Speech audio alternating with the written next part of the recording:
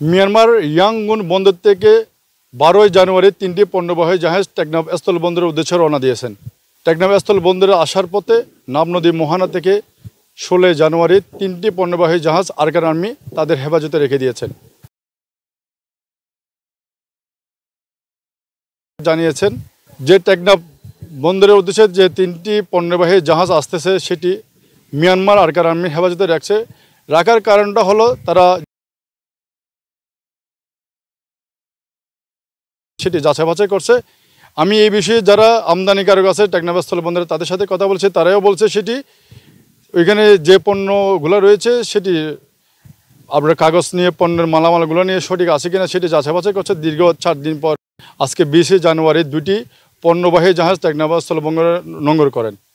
সঠিক সময় টেকনাফ স্থল বন্দরের পণ্যবাহী জাহাজগুলো পৌঁছতে না পারায় ব্যবসায়ীরা ক্ষতির সম্মুখীন হয়েছে বলে আমাকে জানিয়েছেন। পাশাপাশি যারা আমদানিকারক আছে তারা সরকারের প্রতি দৃষ্টি আকর্ষণ জানিয়েছেন যাতে ইয়াঙ্গুন আকিয়াব মিয়ানমার মন্ডু থেকে সহজভাবে টেকনাফ স্থল বন্দরের পণ্যবাহী জাহাজগুলো আসতে পারে সে বিষয়ে দৃষ্টি রাখার জন্য ব্যবসায়ীরা আমাকে জানিয়েছে। ওরা মূলত ওদের এরিয়ার থেকে আসতেছে, সেজন্য ওরা চেক করার জন্য বুটগুলো নিয়ে গেছে।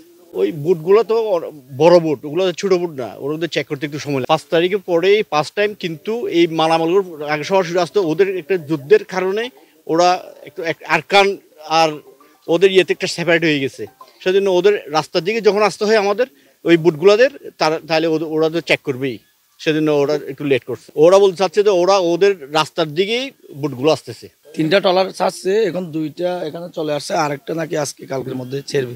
শুটকি মাছ আছে, কসমেটিক জাতীয় এরকম, তারপরে আচার।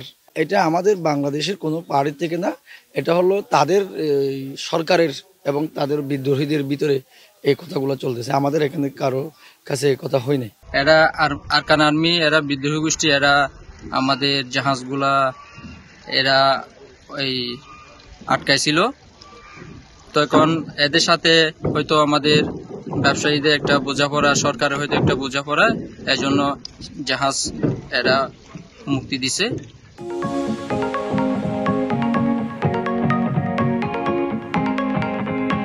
যদি মিয়ানমার থেকে পণ্যবাহী জাহাজ অতি সহজে আসতে পারে তাহলে সরকার কোটি কোটি টাকার রাজস্ব আদায় করবে বলে ব্যবসায়ীরা আমাকে জানিয়েছেন। এই জন্য আমাদের ব্যবসায়ী থেকে অনেক ক্ষতি হচ্ছে। তো এটা সংশোধন করে দেওয়ার জন্য বাংলাদেশ সরকারের কাছে বিনীত অনুরোধ করছি।